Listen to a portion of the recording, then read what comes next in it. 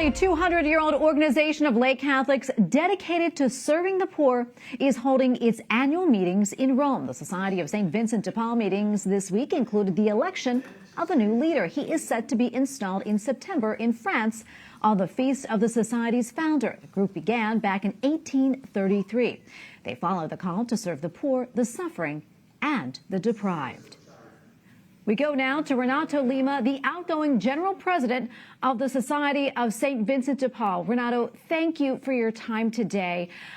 First off, I know the meeting began yesterday. What was on the agenda? And also, can you tell us about the new leader? Thanks for this invitation. Yes, we are here in Rome promoting our General Assembly.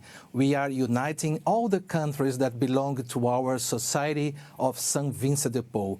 We have a huge agenda all this week, and yesterday we started with the most important moment in our Assembly, that was the election of my successor, of the new president, international president, that now is one man from Spain. His name is Juan Manuel. He will be the new president. The inauguration ceremony will be in Paris in September. But yesterday he was elected. But not only about elections. This assembly is being very important for us because we are discussing how to improve our bylaws. We are doing lots of agreements, for example, agreements and partnerships with Order of Malta and the International Catholic Women Organization. So we are taking advantage for having lots of presidents, national presidents here to improve our society and move forward. And Renato, for those who may not be familiar, can you tell us about some of the projects run by your organization around the world? Thanks for this question, because our main activity is home visits. We do the home visitation, we go to the house of the poor, we sit by their sides, we talk to them, we try to help them to solve their problems, to get a job or to give some basket of food.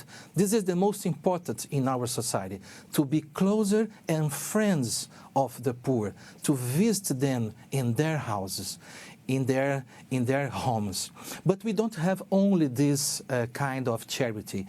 We have also special works, for example, schools, daycare centers for children, orphanages, elderly houses, hospitals, clinics. So we have a diversity of special works that complement the home visits we do in our countries.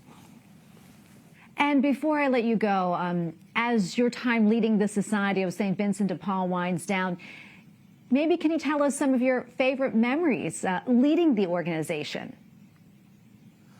Oh, what an excellent question, because my mandate was 7 years, and in these 7 years I had the privilege to visit 50 countries. Not 5, not 15, 50 countries.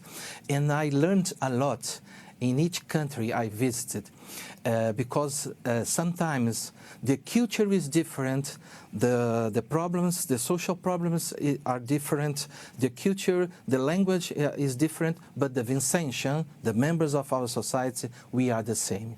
So the more I visit the countries, the more I love what we are doing to the poor.